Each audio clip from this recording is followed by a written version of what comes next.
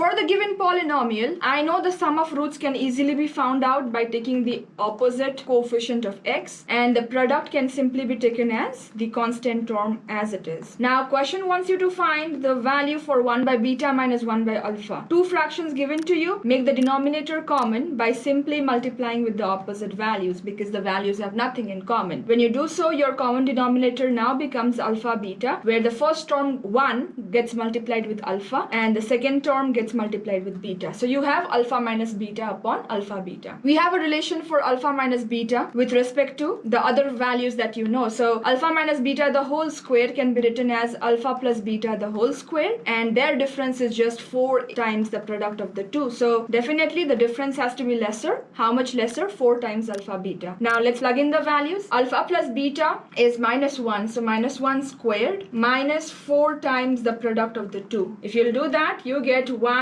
plus 8, which is equal to 9. So alpha minus beta has to be plus minus square root of 9, which is plus minus 3. Now let's plug it in. The values we got. Question wants you to simplify for this fraction. Alpha minus beta upon alpha beta. That is what you need. Alpha minus beta upon alpha beta has to be plus minus 3 we got, divided by alpha beta. So alpha beta is minus 2. You have both answers possible again, plus minus 3 upon 2. So this is the final answer.